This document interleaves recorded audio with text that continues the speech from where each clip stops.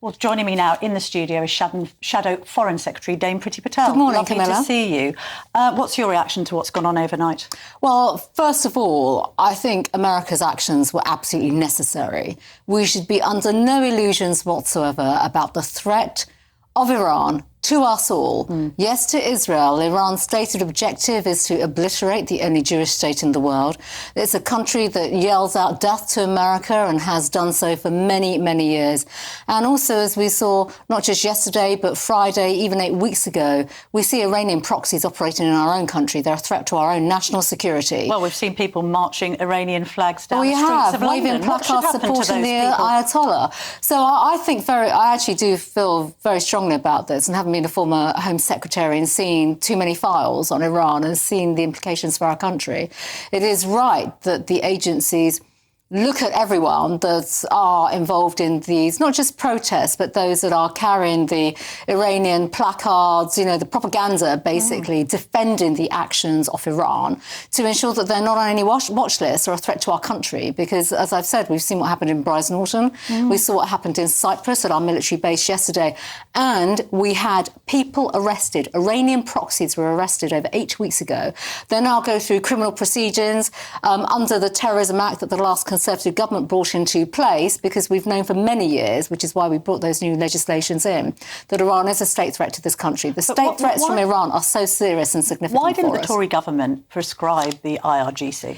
So, look, I wasn't in the last two Conservative governments. We had a lot of work taking place, and in fact, on Did you try and do it as Home So, on Secretary? Palestinian action, I absolutely, well, two things. One, on IRGC, I absolutely put the files in to have the scrutiny and the processes in place, because, of course, I was the one that prescribed Hamas in its entirety. And then secondly, on Palestinian action, I was the one that started the investigations into them, because, as we know, they were breaking into Israeli defense companies in our own country.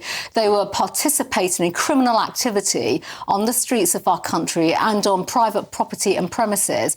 By the way, not only should action be taken against them, which I think the government may be announcing tomorrow, I think they should be subject to compensation orders for the damages that they have done. And by the way, I literally pursued all of that when I was Home Secretary. Another question for you when you were Home Secretary, and I know you are running out of time because you've got another interview to go to. I want to give you a chance to respond to this. This is the 2020 report into the grooming gangs by the Home Office. You wrote the foreword. It quite preposterously concluded that there was not a disproportionate overrepresentation of British Pakistanis.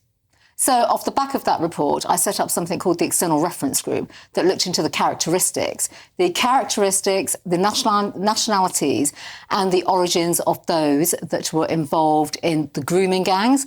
We call it grooming gangs now, but it was a range of activity, basically, criminal activity against girls. And actually, I worked with the likes of Sarah Champion and brought in others on that work. And we got to remember at the time we had the J review taking place. So we were not in the position to start initiating new reviews. You have to have these ones. The J one was a big one. No, but do you regret putting your name to that report? Well, I think actually in hindsight, absolutely, because now we see so much more evidence that has come forward. And it is only through the further evidence, the effectively challenging of the institutional state failure that we've seen. Certainly that applies to the Home Office, there's no doubt about that. That applies to social services around the country. It applies to health services around the country. Definitely applies to local government and local government leaders as well. So the answer to that question is yes. And there should have been so much more that took place in the past, not just to have stopped this, but to fast-track prosecutions and for the state, parts of the state to stop facilitating, I think, and covering up some of the things that went on. Let's talk about that very briefly, Whitehall, because this week Dominic Cummings and Michael Gove was the former Education Secretary, Cummings was his special advisor, both said that they felt that Whitehall officials pushed back. They pushed back and actually tried to injunct Andrew Norfolk when he wanted to expose everything in the Times in 2011. Was one of the reasons you were pushed out of the Home Office because you wanted to crack down on this? So I'm very forthright, as people who know me know that I am, and I'm driven by driving outcomes and making sure that no stone is left unturned.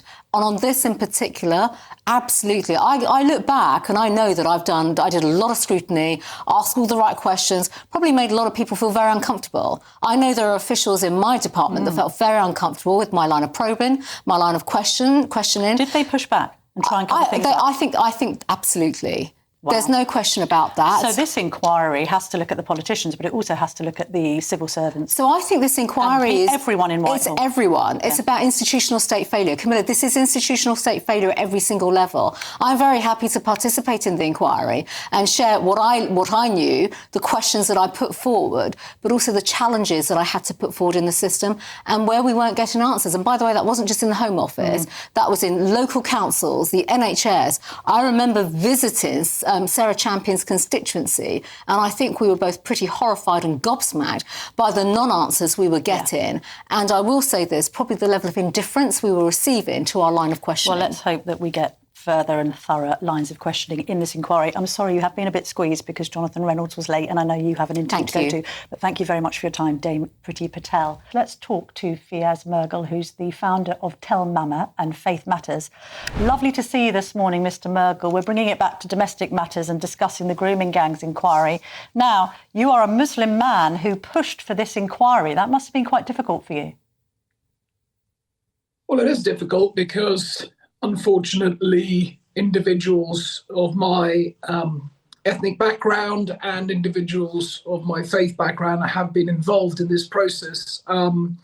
So it is difficult, but the reality is we have to be honest and we have to be transparent, and we also have to be authentic in saying what it is. And the reality is there are people here, as Baroness Casey has specifically mentioned in the report, that that culture and the background of individuals seems to be playing a role in the evidence and where it indicates that groups of people are involved in these activities. So we have to be honest and transparent and call it out to be able to stop these heinous acts happening and to bring justice to victims.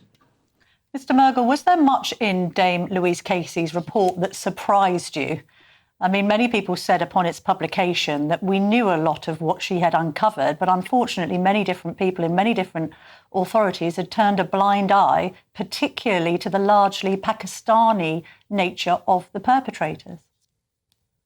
Well, first of all, as you said, in answer to your question, did it surprise me? No. The evidence has been pointing for a number of years to individuals of Pakistani heritage who are more involved or inclined, as the evidence is showing, to be involved in group-related grooming activity. And so I was not surprised. The reality here is, I think many of us could see the evidence because of the number of cases and prosecutions coming through. And the fact that victims were saying that actually they were being groomed by a group of individuals, mainly of Pakistani heritage, and these voices were here for over a decade. So I'm not surprised. I'm deeply saddened, because how can anyone actively know that somebody is a child and then decide that they want to violate them? That is deeply, deeply concerning, and that brings up questions around the morality, the sense of morality of these individuals. And it's not just a handful. The sense of morality which seems to be missing and quite widespread in these groups of individuals, both convicted and those that may be going through the courts now. I appreciate that generalisations are probably best avoided, Mr Mughal, but why is it mainly contained in the Pakistani community? Where are some of these abusers coming from? And how have they been able to establish in some cases, and I know Charlie Peters, my GBNews colleague, has done a lot of work on this, a sort of geographical abuse network? Well, you're absolutely right. We need to keep away from any kind of stereotyping and go with the evidence, as you've said, Camilla. And the evidence is showing that in areas like Bradford, in areas like Rotherham, in areas like Rochdale and other places, these issues have been recorded and there are convictions. Why is this happening? Well, I can give you only my anecdotal thoughts on this, and also having grown up and listened to some deeply toxic conversations that I've come across through acquaintances or friends, I think there was a sense that these young girls were seen as, quote, worthless. Start off with that. Now, that brings up a question of what kind of morality does somebody have to see a young girl as worthless? Right? The second thing here is that there is a form of racism. And that form of racism is to see white girls as being lesser than their own daughters. Let's call it out. This is the reality of what's happening, in my opinion. The third thing is opportunism, and the opportunism to basically meet their most carnal, disgusting needs. And in doing so, because these young girls were very vulnerable and effectively on the streets, and the opportunity arose. And I think fourth and last but not least, a sense of deep disengagement from wider non-Muslim white society. In other words, integration was non-existent. Yeah. Because if you actually feel and empathize for others who don't look like you, who are different culturally, who may be different religiously, if you can empathize and care for them as people that you want the best of, as you want for yourself, you wouldn't dare do what these individuals did.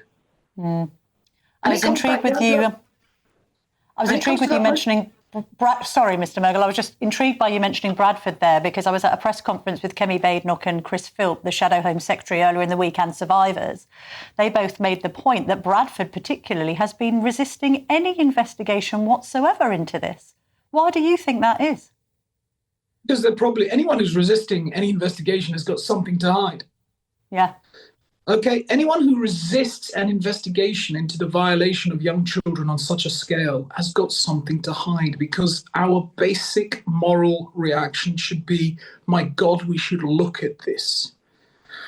And so they've got something to potentially hide, okay? Whatever it is, who knows? Second of all, I suspect there are individuals in the political echelons that know they're probably going to end up having to answer some difficult questions.